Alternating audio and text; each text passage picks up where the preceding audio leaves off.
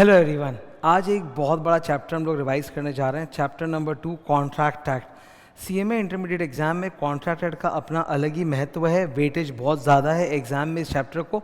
इसमें दो हिस्से हैं, एक है जनरल कॉन्ट्रैक्ट्स जो शुरू में, और फिर उसके बाद है स्पेशल कॉन्ट्रैक्ट्स जिसमें इंडेमनिटी, गारंटी, बेलमेंट, प्लेज और एजेंसी आता है। तो हम लोग सब रिवाइज करेंगे।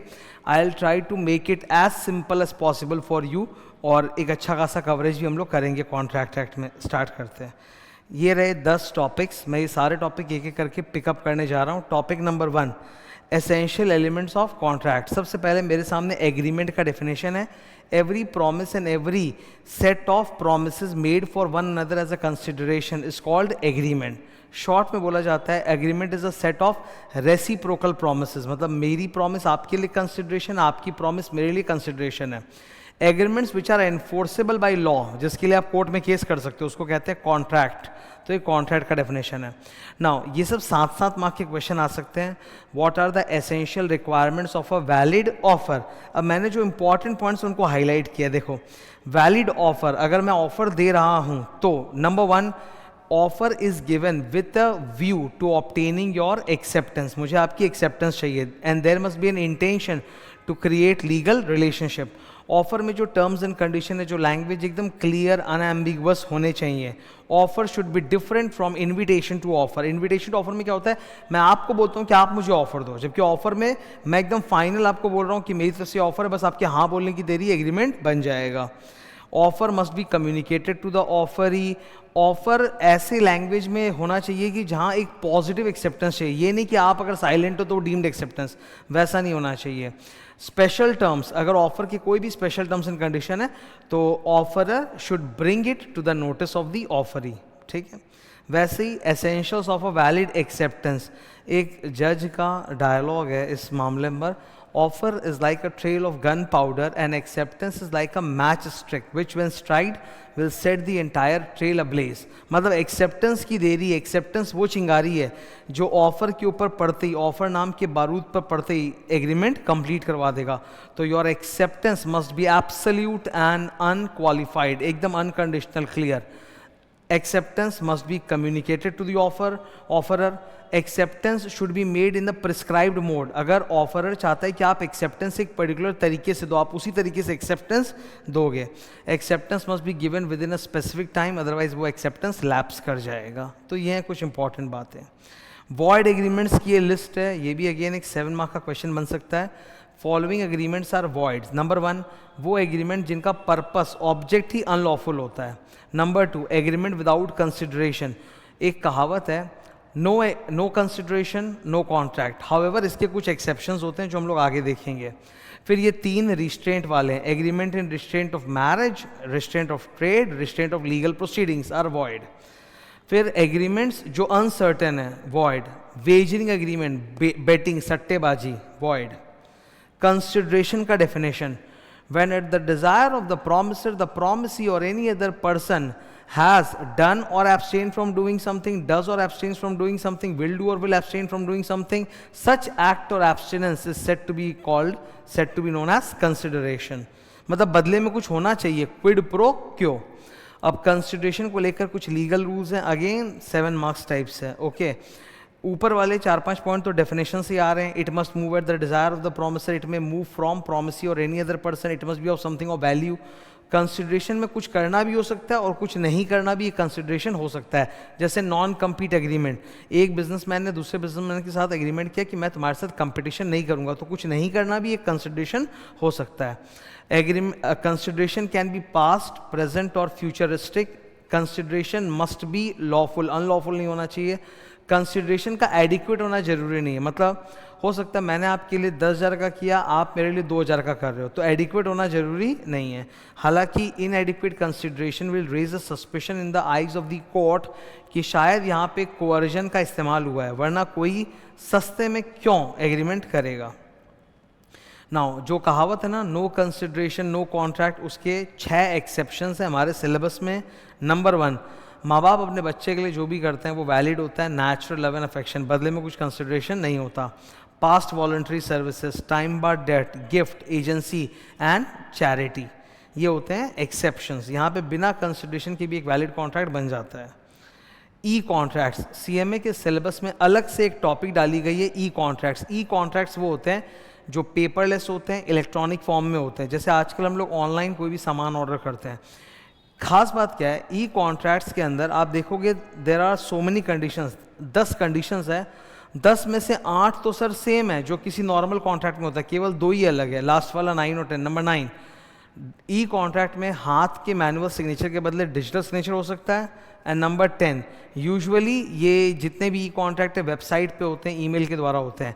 आजकल ऑनलाइन में जितने भी ऑर्डर प्लेस होते हैं, they are prime examples of e contracts. Constraints. There are certain persons who are not competent to enter into a contract. 3 तरह के लोग हैं जो competent नहीं हैं: minor, unsound mind and disqualified persons. Unsound mind तो सबको पता है सर कि वो पागल है, ल्यूनेटिक है, या एक नॉर्मल आदमी जब बुखार से तड़प रहा है या नशे में है तो वो भी अनसाउंड माइंड माना जाता है। माइनर को लेके कुछ इंपॉर्टेंट बातें हैं, ये आ सकता है एग्जाम में 7 मार्क का, तो एक एक करके डिस्कस करते हैं। माइनर के साथ कोई भी एग्रीमेंट आप करोगे वॉइड एब इनिशियो।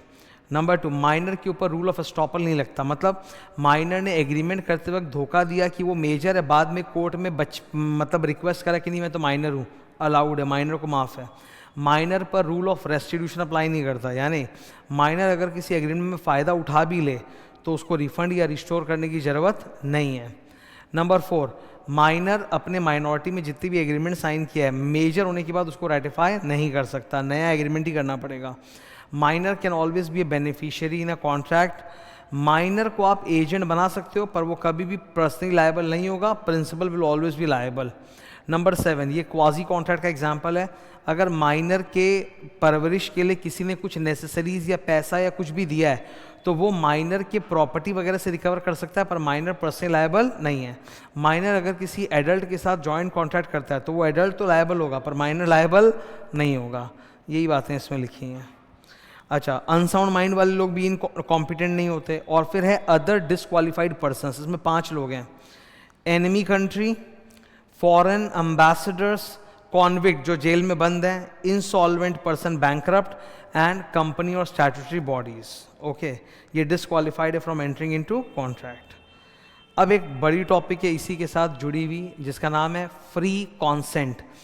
एक हम लोग कहावत बोलते हैं कंसेंसस एड आइडम, मतलब बोथ द पार्टीज जो आपस में एग्रीमेंट कर रहे हैं they must agree to the same thing in the same sense and consent should be free. मजबूर करके हाँ नहीं बुलवाया गया, मजबूर करके एक्सेप्टेंस नहीं लिया गया, फ्री कंसेंट है अपने फ्री विल से।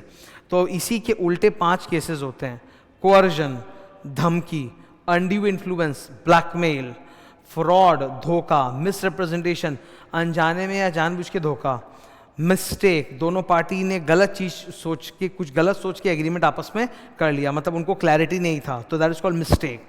इसको याद करने के लिए एक मास्टर समरी चार्ट है, ये रहा, इससे तुरंत आंसर मिल जाएगा। वॉइड, नॉट वॉइडेबल, वॉइडेबल, तुरंत मिलेगा। इधर देखो, in the case of coercion, जहाँ कोई धमकी देके हमसे एग्रीमेंट करवाया है, it's a voidable contract.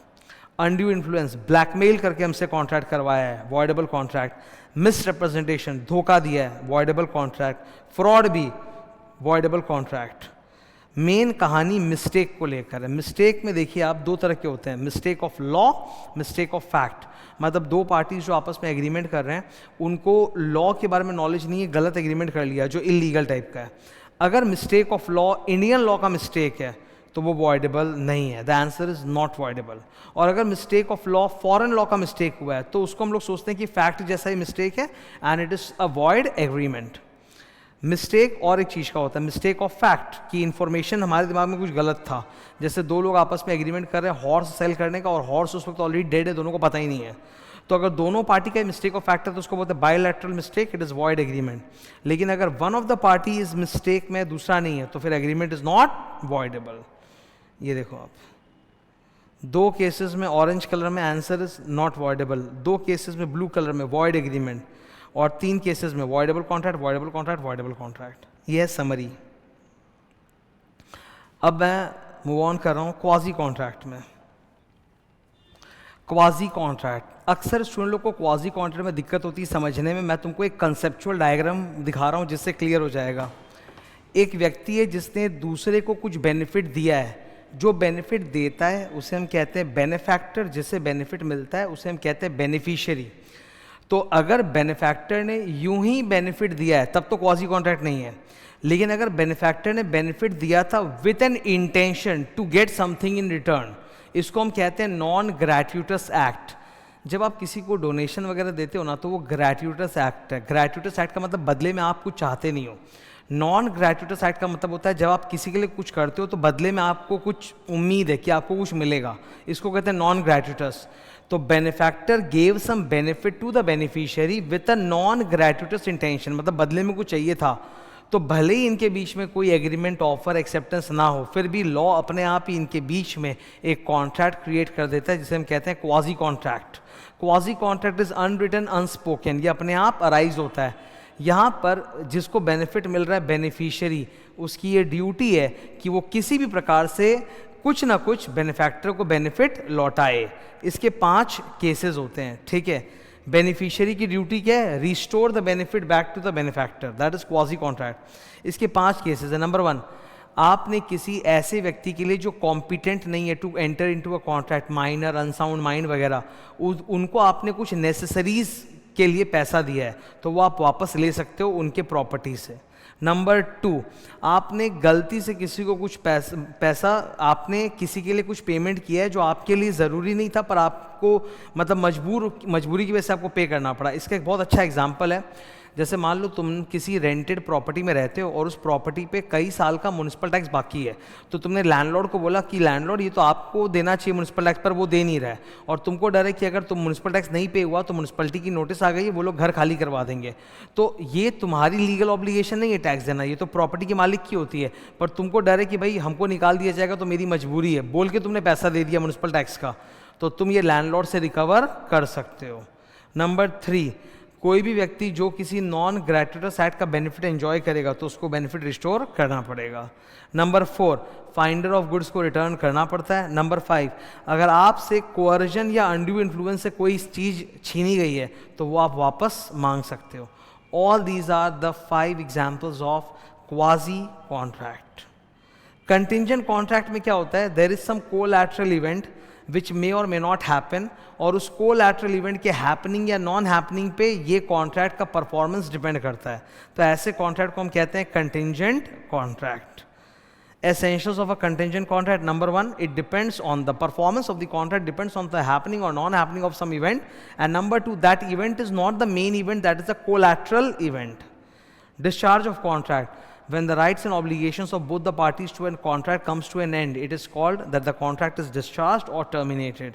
Contract discharge होने के कई तरीके होते हैं, ये समरी चार्ट है। नंबर 1, कॉन्ट्रैक्ट खत्म कैसे हो सकता है? बाय परफॉर्मेंस, एक्चुअल परफॉर्मेंस और अटेम्प्टेड परफॉर्मेंस। जैसे आपने एयरलाइन की टिकट बुक की, आप समय पे नहीं पहुंचे पर एयरलाइन तोड़ गया, तो उन्होंने अपनी तरफ से अटेम्प्टेड परफॉर्मेंस किया, you are not there on time to take the performance, उनकी तरफ से कॉन्ट्रैक्ट डिस्चार्ज है। नंबर 2, दोनों पार्टी चाहें तो एग्रीमेंट के टर्म्स एंड कंडीशन को आपस में डिस्कस करके बदल सकते हैं, चेंज कर सकते हैं, उससे पुराना कॉन्ट्रैक्ट खत्म हो जाएगा।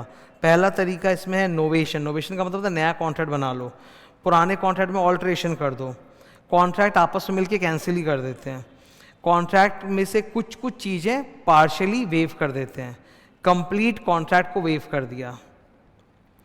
बाय लैप्स ऑफ टाइम, अगर कॉन्ट्रैक्ट एक सीमित समय के लिए था और वो समय बीत गया तो contract expire. Operation of law, इसका जनरली मतलब होता है कि किसी की डेथ हो गई, इंसॉल्वेंसी हो गई वगैरह, तो कॉन्ट्रैक्ट अपने आप खत्म हो जाएगा। डेथ, इंसॉल्वेंसी, मटेरियल ऑल्ट्रेशन, बिना एक दूसरे से कंसल्ट किए एक पार्टी ने कॉन्ट्रैक्ट के अंदर भयंकर चेंजेस कर दिए, खत्म। मर्जर, एक इन्फीरियर कॉन्ट्रैक्ट एक सुपीरियर कॉन्ट्रैक्ट के अंदर मर्ज हो गया। इम्पॉसिबिलिटी, इसको फोर्स मजॉर भी बोलते हैं, जो आगे आएगा। कई बार क्या होता है, कॉन्ट्रैक्ट जब बना था तो पॉसिबल था, पर कुछ हो गया, कुछ प्रॉब्लम जिसकी वजह से अब वो इम्पॉसिबल हो गया है, तो contract becomes void. And last, by breach, किसी एक पार्टी ने कॉन्ट्रैक्ट को तोड़ दिया, उसके टर्म्स कंडीशन अपने हिस्से के पूरे नहीं किए। Number 7, next topic is assignment. जब किसी व्यक्ति के पास कुछ कॉन्ट्रैक्चुअल राइट्स है और वो कॉन्ट्रैक्चुअल राइट्स किसी और को दे देता है तो उसको असाइनमेंट कहते हैं। इसका सबसे सुंदर एग्जांपल दे रहा हूँ। आईसीआईसीआई बैंक ने एक्स लिमिटेड को लोन दिया था, 5 करोड़ का लोन था और एक्स लिमिटेड बदले में ईएमआई कर रहा था ना। बैंक वाले अक्सर ऐसा करते हैं कि लोन वगैरह दे देते हैं पर फिर उसको अपने बुक्स में रखना नहीं चाहते हैं, हटाना चाहते हैं। तो आईसीआईसीआई बैंक के लिए तो ये 5 करोड़ का लोन एक एसेट है। आईसीआईसीआई अपना ये एसेट एचडीएफसी बैंक को बेच रहा है कि मैं तुमको दे रहा हूँ, तुम इससे अब रिकवरी करो। ये बात एक्स लिमिटेड को पहले से बोल दी गई थी। तो अब फ्यूचर में क्या होगा, आईसीआईसीआई बैंक ने एचडीएफसी से पैसा ले लिया और एक्स लिमिटेड अब अपना ईएमआई किसको देगा, एचडीएफसी बैंक को देगा। असाइनमेंट का सिंपल मतलब होता है कि कोई भी कॉन्ट्रैक्चुअल राइट्स है आपके पास जो आप किसी और को पास ऑन कर रहे हो तो उसको असाइनमेंट कहते हैं। तो आईसीआईसीआई बैंक के पास हक था to recover EMIs from the company, पर क्योंकि उसने अब वो लोन बेच लिया है तो अब वो ईएमआई भी एचडीएफसी बैंक ही रिकवर करेगा। इम्पॉसिबिलिटी एंड फोर्स मेजॉर है। अक्सर हिंदुस्तान में जितने भी बड़े बड़े कॉन्ट्रैक्ट्स बनते हैं उसमें फोर्स मेजर का क्लॉज होता है। फोर्स मेजर का मतलब होता है कि अगर कुछ नेचुरल कैलामिटी या कुछ अजीब प्रॉब्लम हो गई जिसकी वजह से उस कॉन्ट्रैक्ट को पूरा करना इम्पॉसिबल है तो अब कॉन्ट्रैक्ट वॉइड हो जाएगा और इसके लिए सामने वाला पार्टी इस पार्टी को ब्रीच नहीं कर सकता। That is force majeure. Example, covid pandemic, बहुत सारे कॉन्ट्रैक्ट्स हुए थे जनवरी फरवरी में। मार्च 2020 में जब कोविड-19 का पैंडेमिक आया, लॉकडाउन लग गया, तो भाई वो तो सरकार का आदेश है, सबको मानना पड़ेगा। तब वहाँ पे कोई एक दूसरे को सू नहीं कर सकता, ब्रीच ऑफ कॉन्ट्रैक्ट का केस आपके खिलाफ नहीं होगा बिकॉज वहाँ फोर्स मेजॉर अप्लाई हो चुका है। ठीक है, जैसे आप सोचो ना, तुम स्कूल वगैरह में हो गए मार्च 2020 के टाइम पे, तो स्कूल तो बंद हो गए थे पर स्कूल वाले आपसे फीस भी ले रहे थे, ऑनलाइन पढ़ाने की कोशिश भी कर रहे थे, तो आप स्कूल वालों को सू नहीं कर सकते because of covid pandemic. Force majeure clause लग चुका है। अब इम्पॉसिबल है कि स्कूल वाले आपको फिजिकली बुला के वहाँ पे क्लास लेते उस टाइम पर।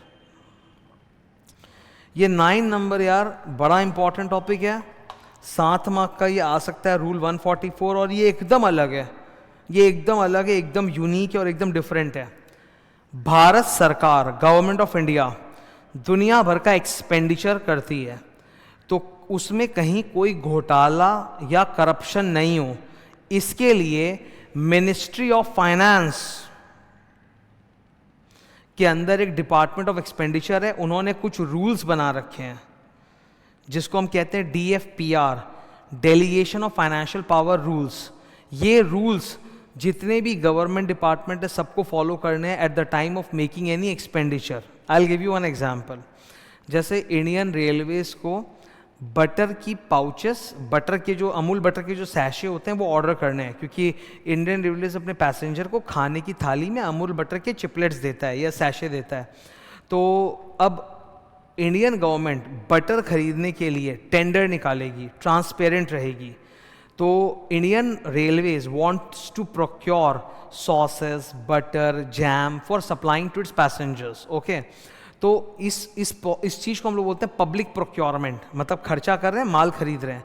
तो पब्लिक प्रोक्योरमेंट का एक प्रोसीजर है जो फॉलो करना पड़ेगा। नंबर 1, गवर्नमेंट किसी भी पर्टिकुलर ब्रांड को कोई प्रेफरेंस नहीं देगी, उनके लिए सब ब्रांड बराबर है, चाहे अमूल हो चाहे जो भी हो, नो ब्रांड प्रेफरेंस। नंबर 2, जब टेंडर निकाला जाएगा तो क्वालिटी, क्वांटिटी, टेक्निकल स्पेसिफिकेशन सब क्लियरली लिखे हुए रहने चाहिए। नंबर 4, जितना ज़रूरत है उतना ही क्वांटिटी ऑर्डर करेंगे, एक्स्ट्रा नहीं। फेयर एंड ट्रांसपेरेंट होगा पूरा टेंडर का प्रोसेस। सेलेक्टेड ऑफर, जब किसी टेंडर में जब बहुत सारी कंपनियां अप्लाई करेगी तो गवर्नमेंट किसी एक को सेलेक्ट करेगी, तो सिलेक्शन एकदम फेयर ट्रांसपेरेंट होना चाहिए और सिलेक्शन किस आधार पे हुआ है वो पब्लिकली बताना पड़ेगा, वेबसाइट पे डालना पड़ता है। रीजनेबल प्राइस हमेशा होना चाहिए, हाई प्राइस नहीं। नंबर 8, जिस टेंडर को गवर्नमेंट ने सेलेक्ट किया है क्या सोच के किया है उसको रिकॉर्ड करो।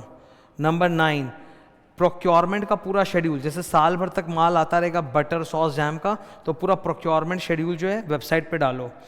एनुअल बजट जो प्रोक्योरमेंट में खर्च हो रहा है वो भी वेबसाइट पे डालो, तो सब कुछ एकदम ट्रांसपेरेंट होगा। तो गवर्नमेंट कोई भी माल खरीदती है ना तो उसके लिए उनको ये 10 पॉइंट्स फॉलो करने पड़ते हैं, तो इम्पॉर्टेंट है ये।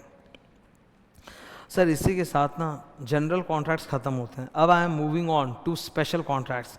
तो 5 स्पेशल कॉन्ट्रैक्ट से एक एक करके हमारे सामने आएंगे।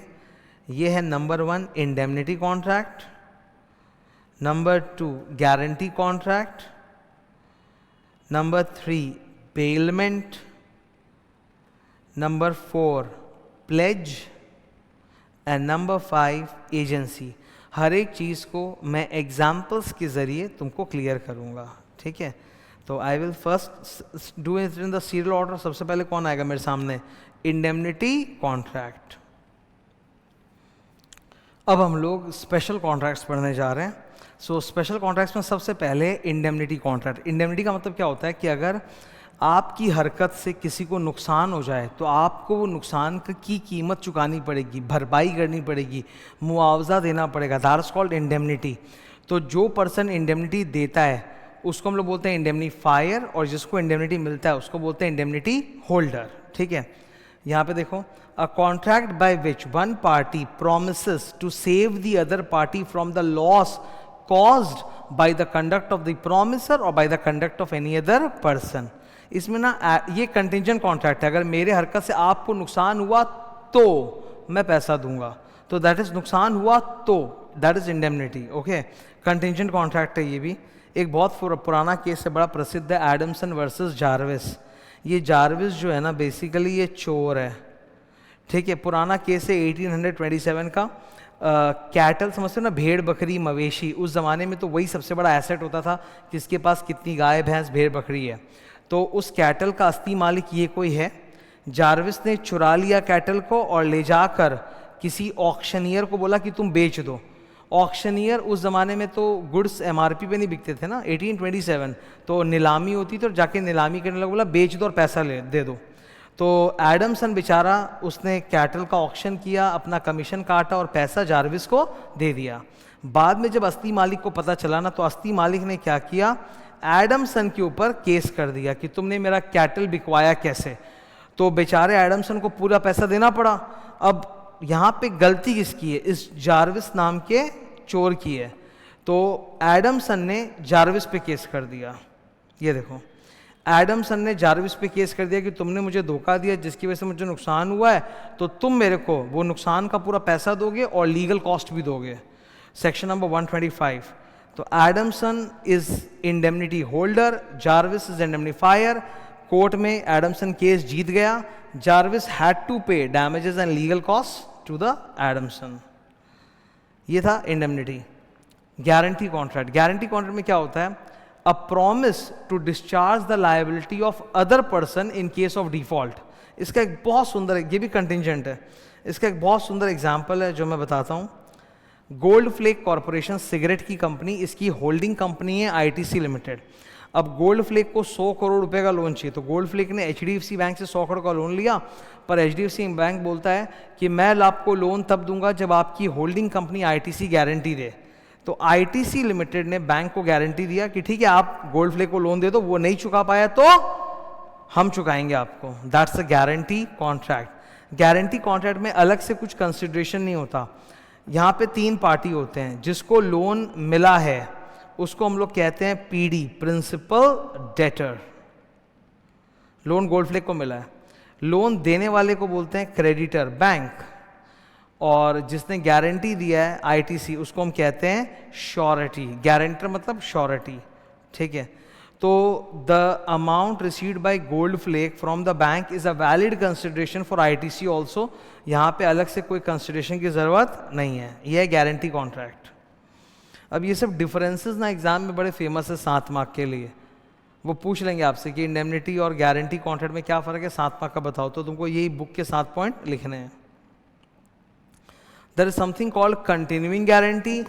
Guarantee given for a series of transactions is called continuing guarantee. It can be revoked only through 2 ways. Number 1, notice देके रिवोक करना, या फिर गारंटी देने वाला जो श्योरिटी वो मर गया, revocation by death. Third, bailment. Bailment को समझने के लिए I have drawn a difference chart between bailment and sale of goods. Sale of goods में क्या होता है? सेलर गुड्स बायर को बेच देता है and the ownership of the goods transfers from seller to the buyer. लेकिन सर बेलमेंट में ऐसा नहीं होता। बेलमेंट में ओनरशिप ट्रांसफर नहीं होती है, केवल बेलर जो है ना वो गुड्स की पोजेशन या कस्टडी बेली को देता है। तो it is a transfer of possession और कस्टडी ऑफ द गुड्स। मतलब एक तरह से आप सोचो गुड्स को भाड़े पर देना जिससे बदले में भाड़ा मिलेगा, higher charges. Okay, now bailment sir दो प्रकार के होते हैं। बेलमेंट में आप क्या कर रहे हो, अपना सामान किसी और को दे रहे हो, बस इतना, और वापस ले लोगे, मालिकाना नहीं दे रहे हो, खाली यूज करने के लिए दे रहे हो। नाउ बेलमेंट में सर दो तरह का होता है, जीबी, एनजीबी। जीबी मतलब होता है ग्रेचुटस बेलमेंट, एनजीबी का मतलब होता है नॉन ग्रेचुटस बेलमेंट। ग्रेचुटस बेलमेंट में क्या होता है कि हम किसी को सामान दे रहे हैं, बदले में हम कुछ ले नहीं रहे हैं। जैसे तुम्हारे पास अब एक गाड़ी है, तो तुमने अपने दोस्त को यूज़ करने के लिए दे दी, उसके घर में ज़रूरत थी 3 दिन के लिए, तो तुमने दे दी, तुमने कुछ नहीं लिया, तो ये ग्रेचुटस है।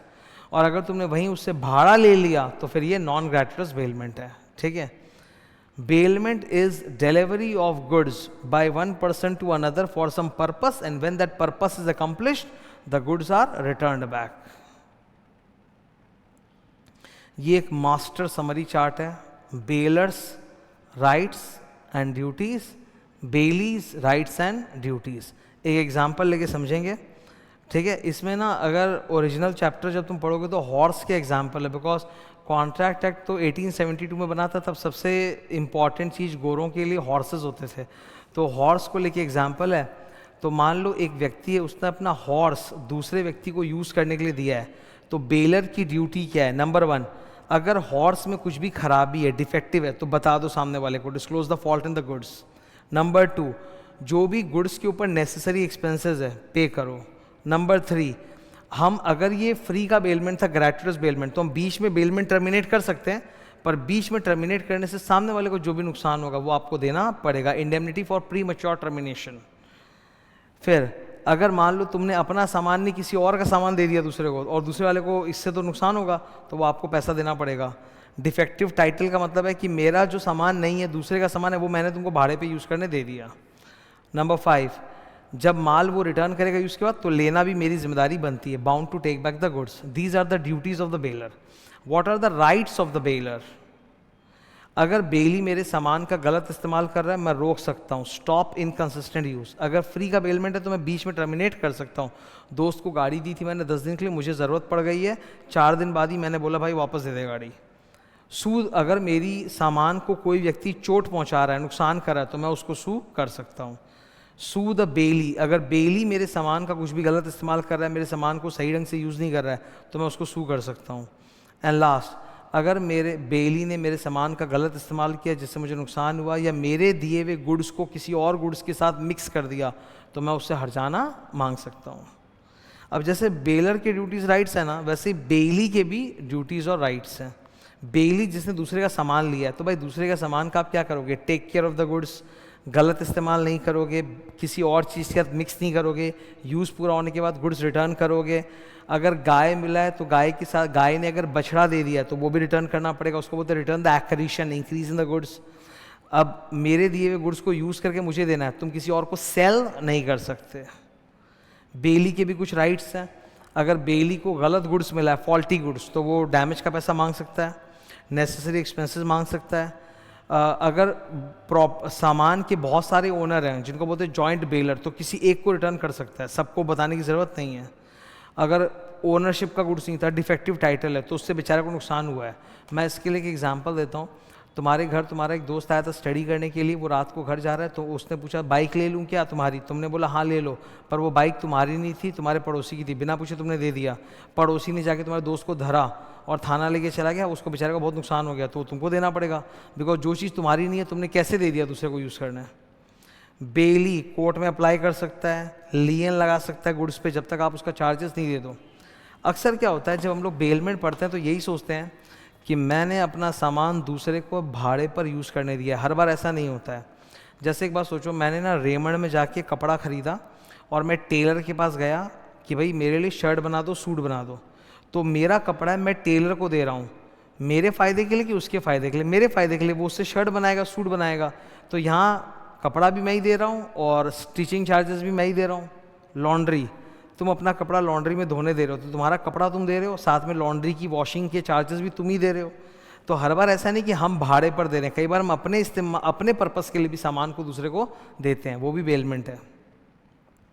प्लेज, प्लेज का तो सीधा सा मतलब है कि तुमने लोन लिया है और लोन के लिए तुमने सामान को गिरवी रखा है, ये है प्लेज, एकदम simple. Bailment of goods as a security for repayment of loan. Bailment और प्लेज में फ़र्क क्या है? सर प्लेज होता है लोन के लिए और कोई पर्पस के लिए नहीं। प्लेज में जो दे रहा है उसको पॉनर बोलते हैं, जिसको लेंडर को जो मिल रहा है उसको बोलते हैं पॉनी। अगर मैं लोन नहीं चुकाऊं तो वो मेरे सामान को बेच सकता है, सेल कर सकता है। प्लेज कभी भी ग्रेटुटस नहीं होता, ये हमेशा नॉन ग्रेटुटस होता है, लोन वगैरह में ही होता है। प्लेज में जो भी सामान मैंने बैंक वाले को दिया है, गिरवी रखा है, गोल्ड लोन, तो वो मेरे सामान को यूज़ नहीं कर सकता। Last we have come to the last topic and that is agency. 5वीं टॉपिक है, स्पेशल कॉन्ट्रैक्ट्स में आखिरी टॉपिक है। एजेंसी को लेके ना मैं हमेशा क्लास में एक डायलॉग बोलता हूँ, एजेंट करेगा प्रिंसिपल भरेगा। Agent is a person who is employed to do an act for someone else. मतलब मैं प्रिंसिपल हूँ, वो एजेंट, मैंने उसको रखा है तुम मेरे लिए ये काम करो, जो भी काम तुम करोगे उसका नतीजा मैं ही झेलूंगा, नफ़ा हो चाहे नुकसान। Agent is a person employed to do an act for another person और to represent another person in his ordinary business dealings. Agency के कई एग्जाम्पल हैं, मैंने 10 एग्जाम्पल बनाए। कंसाइनमेंट, कंसाइनर ने कंसाइनी को माल भेजा फॉर सेलिंग, तो कंसाइनर प्रिंसिपल है, कंसाइनी एजेंट है। Stock market, investor broker. Property का केस, Burger King franchiser franchisee, all these are examples of agency. Real life में एजेंसी होते हैं। सर एजेंसी को क्रिएट करने के 5 तरीके होते हैं। नंबर 1, एक्सप्रेस एग्रीमेंट, रिटन और स्पोकन। नंबर 2, इम्प्लाइड, राइटिंग में भी नहीं है, स्पोकन भी नहीं है, इम्प्लाइड समझ में आ रहा है कि एजेंट। जैसे तुम एक दुकान में घुसते हो तो दुकान में जो सेल्समैन है माल दिखाना चालू करता है, सेल्समैन मालिक नहीं है, तुमको भी लेकिन पता है कि मालिक ने उसको रखा है माल दिखाने के लिए, implied agent. Number 3, agency bye necessity. मतलब कई बार क्या होता है कि जैसे इसका एक बहुत फेमस एग्जांपल है, मैंने कुछ गुड्स, एग्रीकल्चरल प्रोडक्ट्स थे, टोमेटोज थे, एक ट्रक वाले को दिए कि भाई हरियाणा में पहुंचा के आओ। रास्ते में ही कहीं पे बारिश हुई और ट्रक अटक गया, आप जा नहीं सकता, अब टमाटर तो सड़ जाएंगे, तो उसने टमाटर को लोकल मार्केट में ही सस्ते में बेच दिया उस गांव के अंदर। तो मैंने उस ट्रक वाले को अपना एजेंट बनाया नहीं था कि मेरे बिहाफ पे आप माल बेच सकते हो, पर ज़रूरत ऐसी पड़ी कि वो खुद ब खुद एजेंट बन गया। That's called agent by necessity. Number 4, एक व्यक्ति जो मेरा एजेंट है नहीं पर गांव के सामने दिखा रहा है कि वो मेरा एजेंट है और मैं मना भी नहीं कर रहा हूँ, that's called agency bye estoppel या होल्डिंग आउट। नंबर 5, मेरा कोई एक एम्प्लॉई है जिसको मैंने काम करने के लिए बोला नहीं था, पर फिर भी वो अपने मन से कुछ करता है और बाद में मैं उसको ओके कर देता हूँ, that is called agency by ratification. Ratification word ना कॉन्ट्रैक्ट एक्ट में बहुत सुनने को मिलता है। रैटिफिकेशन का मतलब होता है एक बिना पूछा हुआ काम कोई कर ले पर बाद में हम उस काम को ओके कर दें, that is ratification. Subsequent approval of an unauthorized act. For example, तुमने अपने माँ बाप को बिना पूछे तुम्हारे पास जो सेविंग्स में 5,000 रुपये पड़े हुए थे अपने किसी दोस्त को उधार दे दिया, पूछा नहीं था तुमने माँ बाप से। अपने घर जाके तुमने अपने माँ बाप को बोला कि ऐसा ऐसा सर, मतलब माँ बाप को बोला कि ऐसा ऐसा है मम्मी पापा, मैंने अपने फ्रेंड को उधार दे दिया। वो लोग बोले कोई बात नहीं बेटा, सही किया। तो आपने बिना पूछे कुछ किया पर उसको उन्होंने बाद में ओके कर दिया ना, इसको बोलते हैं रैटिफिकेशन, कि बिना पूछे काम किया गया पर बाद में अप्रूवल मिल गई, तो रैटिफिकेशन। ठीक है, वैसे होता है एजेंसी बाय रैटिफिकेशन।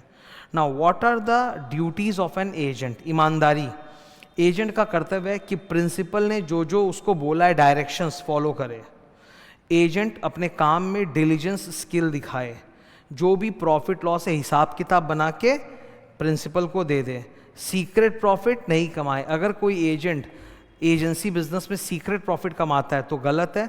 उसके द्वारा किए हुए ट्रांजैक्शन को या तो मैं रेपुडिएट कर सकता हूँ या जो भी उसने सीक्रेट प्रॉफिट कमाया वो मैं क्लेम कर सकता हूँ, ये मेरी चॉइस है। एजेंट को जो भी पैसा मिलेगा वो लाकर मुझे देगा। एजेंट मेरे बताए हुए बिजनेस के सारे इंफॉर्मेशन को सीक्रेट रखेगा, लीक नहीं करेगा। These are the duties of agent. Sir जैसे ड्यूटीज़ है वैसे राइट्स भी है। एजेंट के कुछ एक्सपेंसेस लगे हैं during the course of agency, तो वो माइनस करेगा ना, डिडक्ट करेगा। ठीक है, एजेंट को मैंने रेमुनरेशन प्रॉमिस किया था तो वो अपना रेमुनरेशन का पैसा काट सकता है। ठीक है, अगर एजेंट को जैसे कंसाइनी को मैं उसका कमीशन नहीं दूं तो वो मेरे माल पर लियन भी लगा सकता है। ठीक है, अगर मेरी गलती की वजह से एजेंट को नुकसान हो रहा है तो वो मुझसे नुकसान का पैसा क्लेम कर सकता है। ठीक है, एक बहुत इसका फेमस एग्जांपल है स्कैफोल्डिंग वाला। ठीक है, मैंने किसी सपोज मान लो कि आपने किसी मिस्त्री को बोला कि भाई बिल्डिंग के बाहर पेंट करना है, बैम्बू का जो स्ट्रक्चर होता है स्कैफोल्डिंग बांध दो, तो तुमने बोला कि मुझे आता है और तुमने बांध दिया गलत तरीके से, अब वो बेचारा बम्बू का वो स्ट्रक्चर खुल गया, वो नीचे गिर के उसको चोट लग गई, तो गलती आपकी है, आप नुकसान का पैसा दोगे। इसी के अंदर एक टॉपिक आता है आखिरी, सब एजेंट और सब्स्टिट्यूटेड एजेंट, दोनों में फ़र्क है, इस डायग्राम से क्लियर होगा। सब एजेंट का मतलब क्या होता है, प्रिंसिपल ने एक एजेंट को रखा और एजेंट ने एक फर्दर एजेंट अपॉइंट किया, दैट्स कॉल्ड सब एजेंट। तो सब agent is treated like an agent of the agent, वो एजेंट का एजेंट है सब एजेंट, ओके। वो कभी भी प्रिंसिपल से डील नहीं करेगा, सब एजेंट की गलती के लिए एजेंट ही लायबल रहेगा। सो सब एजेंट अगर पर एजेंट के जनरली क्या होता है, एक कहावत है कि मैंने अगर आपको अपना एजेंट अपॉइंट किया तो आप मेरे द्वारा किया हुआ काम खुद, दिया हुआ काम खुद करोगे, किसी और को डेलीगेट नहीं करोगे। तो एजेंट ने अगर बिना मेरे से पूछे सब एजेंट अपॉइंट किया तो मैं लायबल नहीं हूँ, लेकिन मुझसे पूछ के किया है तो मैं लायबल हूँ।